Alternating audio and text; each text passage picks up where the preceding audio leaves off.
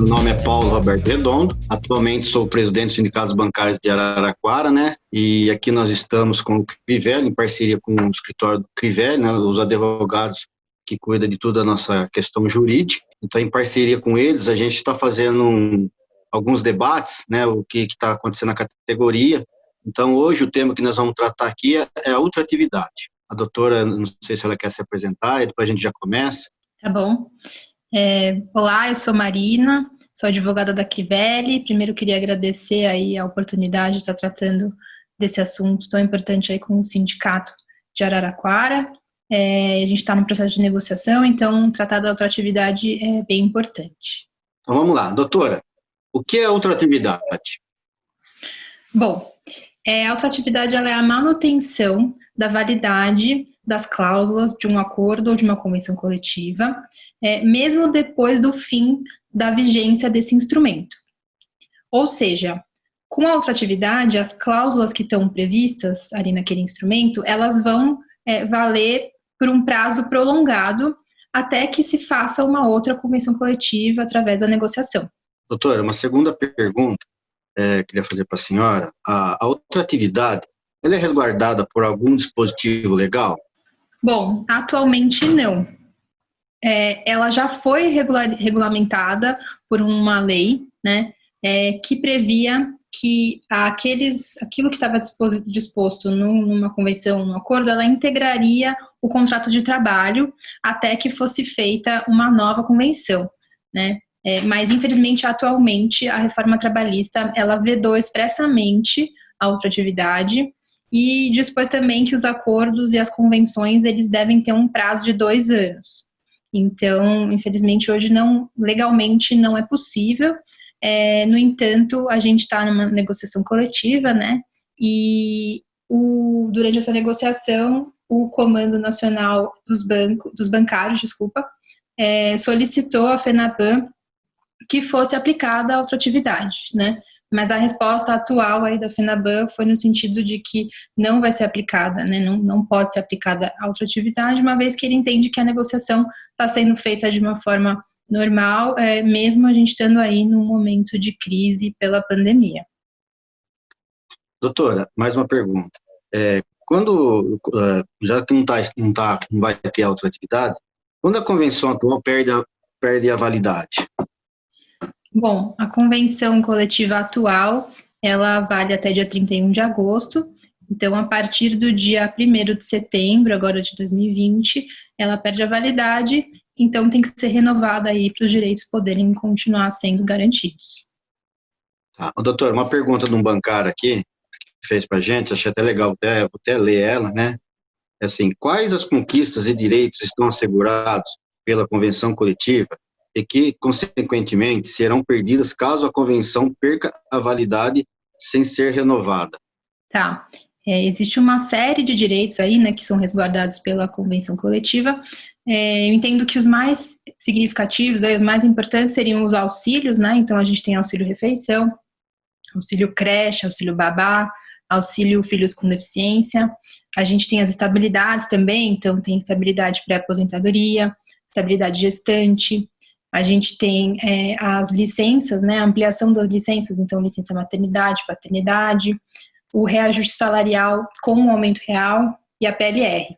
Então, são vários direitos que alguns estão previstos na convenção coletiva, vários direitos, alguns que estão previstos na CLT, mas que muitos deles estão ampliados pela convenção coletiva, tanto em relação a períodos, quanto também em relação a valores. É importante lembrar, então, que esses direitos, eles não estão incorporados no contrato de trabalho do bancário. Ou seja, se a convenção não for renovada, esses direitos passam a não ser mais devidos. Então, é importante que tenha essa negociação para a gente poder manter esses direitos e, eventualmente, ampliar. Doutora, mais uma pergunta que veio de uma bancária, né, do Banco do Brasil. Teve alguma medida que tratou da ultratividade na pandemia? Tá, sim. Tiveram medidas provisórias, né, a MP 927, a MP 936, que trataram de medidas de enfrentamento da crise e que também trataram da questão da ultratividade. No entanto, atualmente elas não são mais aplicáveis. A MP 936 ela foi convertida em lei e nessa conversão foi vetada a parte que tratava da ultratividade. Já a MP 927 ela perdeu a sua eficácia agora no final de julho, não foi convertida em lei, então a ultratividade, né, que estava respaldada por ela também não é mais aplicável. No entanto, a gente sabe que as medidas provisórias, elas têm uma validade de 120 dias e durante esse período ela produz todos os seus efeitos.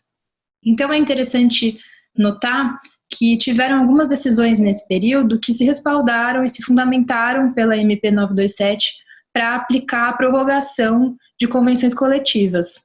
Esse foi o caso de uma decisão de uma ação proposta pelo metrô de São Paulo, no qual ele pediu a prorrogação da convenção coletiva e o juiz entendeu que sim, que deveria ser prorrogada, uma vez que a negociação estaria prejudicada nesse período de pandemia e de isolamento social. Então, apesar dela não estar mais vigente, ela produziu seus efeitos e teve algumas consequências aí devidas à aplicabilidade da ultratividade. Certo. Doutora, tem mais uma pergunta aqui de uma bancária, da Caixa Econômica Federal. Ela pergunta assim, ó, se fosse aplicada a ultratividade, os reajustes previstos na convenção seria automático? Essa é uma pergunta bastante recorrente e não, os ajustes não são automáticos. Então, aqueles reajustes de salário, gratificação, dos auxílios, eles precisam estar previstos na convenção e através dela que eles vão ser reajustados. Então, se a gente tem uma convenção atual que prevê um reajuste, ela não é renovada, esse reajuste ele não é automático, né? Ele precisa realmente estar positivado na convenção para ser efetivo. Tá, doutor, então a gente vai caminhando aqui para a última pergunta, né, que eu tenho.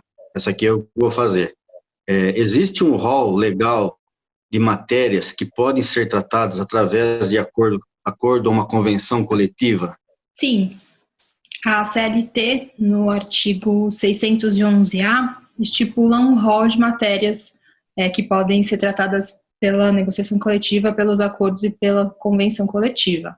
Então, dentre eles, a gente tem a jornada de trabalho, banco de horas e a PLR. No entanto, a gente entende que não se pode restringir, né, a discussão coletiva só a essas matérias. A própria Constituição Federal ela estipula um rol bastante extensivo, bastante extenso, dos direitos e deveres dos trabalhadores urbanos e rurais. Então, além disso, a gente tem a questão da primazia do negociado sobre o legislado, que tanto foi falado e estimulado aí na reforma trabalhista.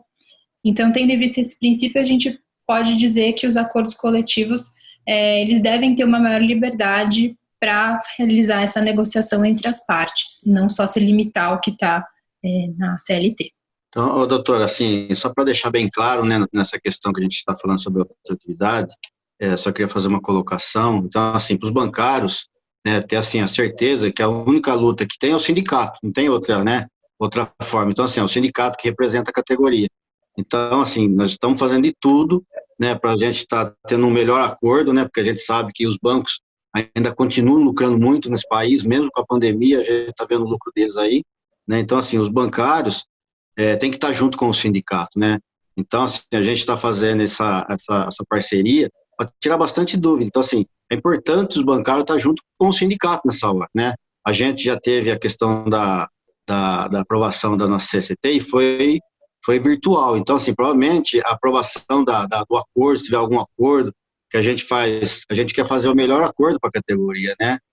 Mas, assim, a gente também depende da categoria, não é só o sindicato que vai lá e coloca a briga daqui, né, e estica e puxa, mas a categoria tem que estar junto, reforçando, né, a questão da mobilização, né? A gente sabe que nós estamos numa pandemia, está complicado, né, a questão dentro das agências, muito bancário estão em home office, né, foi uma conquista nossa também, né, que nós, né, garantimos bastante bancário que tem a questão da saúde ameaçada pelo esse vírus, né, que tomou conta do mundo, né.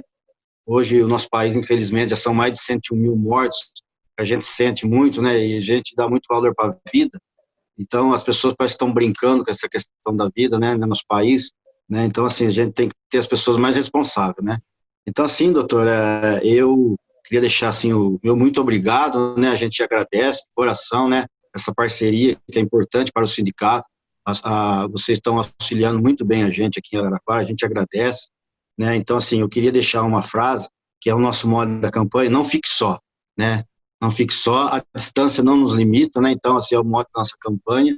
Então, assim, eu queria fazer um agradecimento especial à doutora, né, a doutora Marina, e agradecer ao escritório do Crivella pela essa oportunidade de a gente estar fazendo esse bate-papo. Muito obrigado.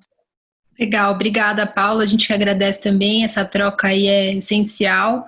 É muito importante que a gente possa contribuir, e obrigada por trazer as questões, a gente discute um assunto que é bem importante aí para a categoria, e importante também saber que, né, só com a convenção e com a negociação que a gente vai conseguir manter os direitos que foram, né, muito, muito difíceis de serem conquistados até agora. Obrigada, viu? Obrigado aí, Elber.